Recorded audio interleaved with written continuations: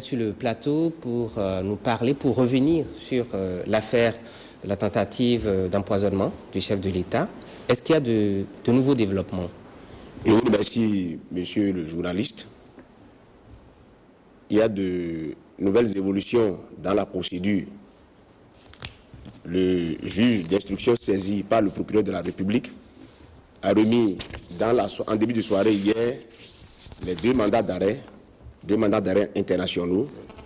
Le premier décédé contre le sieur Patrice Talon et le second décédé contre le sieur Bokoy Olivier, sont complices dans cette affaire qui secoue l'opinion publique nationale et internationale.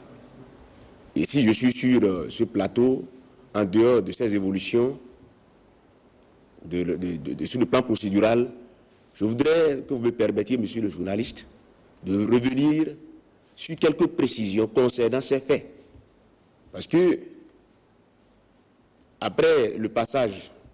Commissaire, je ne vous arrête pas, mais je voudrais demander si une affaire, parce que c'est une affaire qui est déjà instruite, vous l'avez dit, oui. Quand une affaire est en instruction, est-ce que c'est bien, est-ce que la loi permet qu'on en parle à la presse?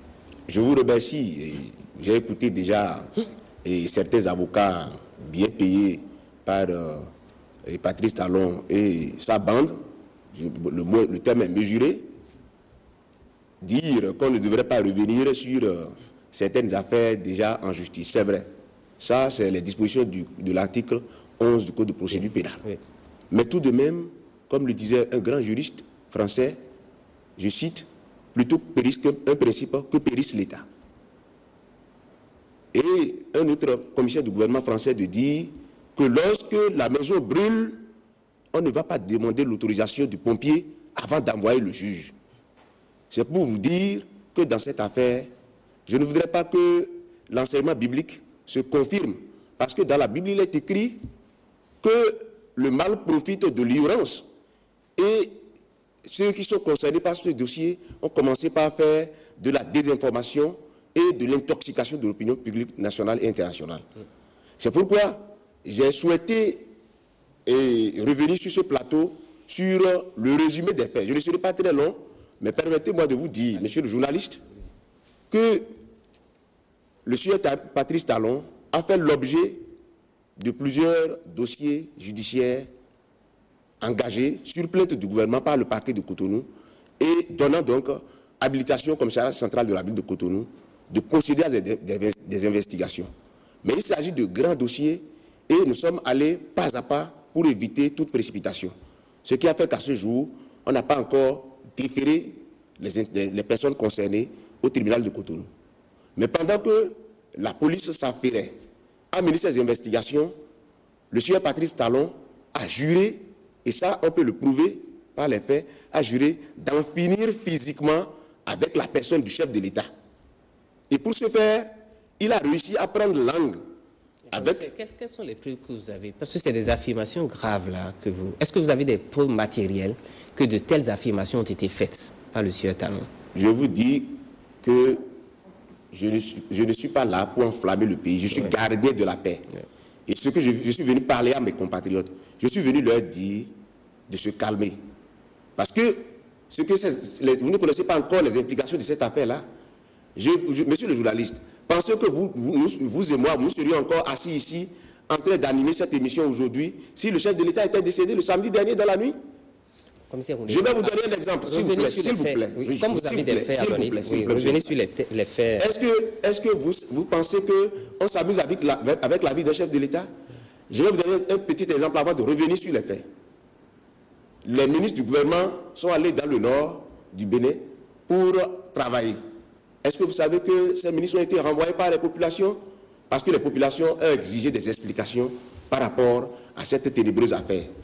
Donc, pour poursuivre, je disais que le sieur Patrice Talon, parce qu'il a vu ses intérêts mis en danger par les poursuites judiciaires engagées contre lui sur le dossier Coton, sur le dossier de 2 milliards et quelques qu'il a arraché à la douane indûment, sur certains dossiers concernant les engrais et consorts que le gouvernement a engagé contre lui, a décidé, j'ai dit bientôt, d'en finir physiquement avec le chef de l'État et avec toutes les personnes impliquées dans la chaîne des investigations, y compris le commissaire central de la ville de Cotonou. Et donc, je disais tantôt qu'il a réussi à prendre langue avec le médecin militaire Cissé, qui est le médecin personnel du chef de l'État. La première rencontre a eu lieu à New York. Et pour être précis, à cette rencontre, M. Talon n'était pas là. Il a confié cette mission au sieur Moudjahidou, ancien ministre du président de la République, et au sieur Boucon Olivier, qui est son homme de main et son partenaire d'affaires. Donc, qu'est-ce qui s'est passé à cette étape-là? Ils ont discuté, convaincu le médecin militaire sur leur plan d'action d'empoisonner le chef de l'État. Et le mode opératoire a été d'obtenir de ce médecin la liste des médicaments que le chef de l'État consomme quotidiennement, soit pour se reposer, soit pour se maintenir. Et donc, le sieur Patrice Talon a pris l'habitude, vous ne l'avez pas nié au moins qu'il a investi toute la présidence de la République. Ça, je n'en sais rien. Bon, d'accord, moi je le dis en tant qu'enquêteur. Je n'en sais rien, oui. Il connaît au millimètre près les programmes du chef de l'État, anticipe pour aller attendre la délégation présidentielle dans les pays étrangers. Il était aux États-Unis. Et le coup a été finalisé donc, à Bruxelles pendant le dernier séjour du chef de l'État. Et qu'est-ce qui s'est passé à ce niveau? Le sieur Patrice Talon a reçu d'abord la gouvernante du chef de l'État, à qui il a confié la mission de réussir à administrer les produits mortifères qu'il devrait faire envoyer à Cotonou. Et c'est la gouvernante de retour de l'hôtel qui fait la commission au médecin militaire, médecin personnel du chef de l'État, d'avoir à immédiatement rencontrer Patrice Talon, et donc lui également il est allé. C'est dans cette manœuvre-là que des messages ont été interceptés. Et pour les faits de la cause, nous avons consigné quelques messages. Je voudrais que vous me permettiez de vous lire un peu les messages que nous avons pu détecter sur les portables de la gouvernance du chef de l'État. Je ne vous arrête pas, mais c'est des éléments de preuve. Est-ce qu'il faut les manipuler sur un plateau de télévision? Est-ce que c'est pas mieux de les réserver à la justice? Disons la vérité à nos compatriotes. J'ai écouté des gens sur RFI aujourd'hui, monsieur le journaliste. Oui, allez-y. J'ai écouté des gens sur RFI aujourd'hui, et moi je pense que c'est des intervenants ciblés que RFI a écoutés. Ça, je le dis. J'ai écouté des gens sur RFI aujourd'hui qui ont dit des choses graves. Mais je dis, est-ce que nous imaginons ce qui aurait pu arriver si quelque chose était arrivé au chef de l'État? Donc je continue mon récit en vous disant ceci. Voici ce que nous avons fait compulser sur le portable de la dame, envoyé par M. Patrice Talon. Et je suis formel dessus. Je cite, « J'enverrai ce qu'il faut vendredi pour l'utiliser le samedi. Lundi, les 500 lui seront remis. La Cour décidera sûrement dans les 8 jours à suivre. Moi-même, je rentrerai mercredi ou juste après la décision de la Cour et tu recevras de ma propre main le reste. C'est OK? Point d'interrogation, fin de citation. » Et à la dame de lui envoyer en réponse reçu. Un autre message. Le même jour, ton grand frère et toi, vous avez pris toutes les dispositions pour ce soir. Point d'interrogation. Même jour encore. Tu me fais signe dès que c'est avant d'aller se coucher, quelle que soit l'heure. Un autre message. J'attends ton SMS. Un autre message. Fais-moi signe. Un autre message. J'ai pas eu de telles nouvelles depuis ce matin.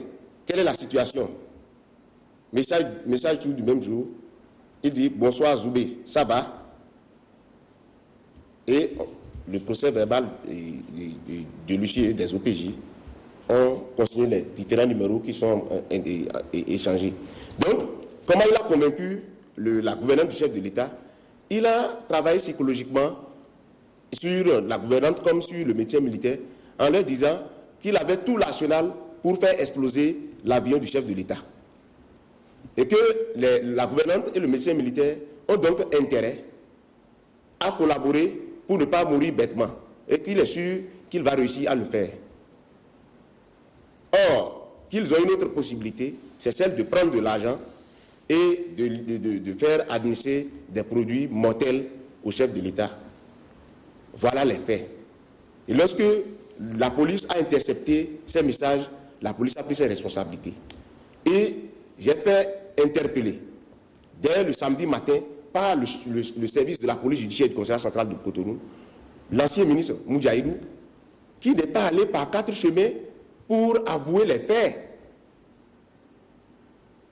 Je ne ferai pas plus de commentaires. D'accord. C'est pour vous dire, en conclusion, que les faits sont bel et bien avérés. Et si M. Patrice Talon, M. Boucan Olivier prétendent le contraire, qu'ils cessent de donner de l'argent aux journalistes pour écrire que les produits ne sont pas radioactifs, ne sont pas ci, ne sont pas ça, n'ont pas transité par Air France, tout ça là, il ne faut pas faire de la désinformation. Il faut qu'ils viennent dans leur pays faire face à la justice. C'est tout le problème. Pour prouver que c'est la police qui ment, c'est la justice qui ment. D'accord. Je voudrais enfin profiter pour saluer quand même nos compatriotes qui ont compris le danger.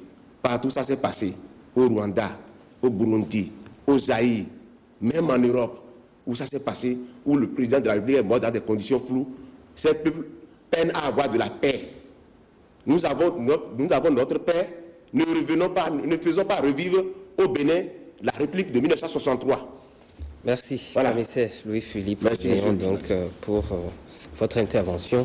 Mesdames, Messieurs, c'est la fin de cette édition de l'actualité du soir que je vous remercie d'avoir suivi. Et toutes nos excuses pour les couacs enregistrés au cours de cette édition. Portez-vous bien et à très bientôt.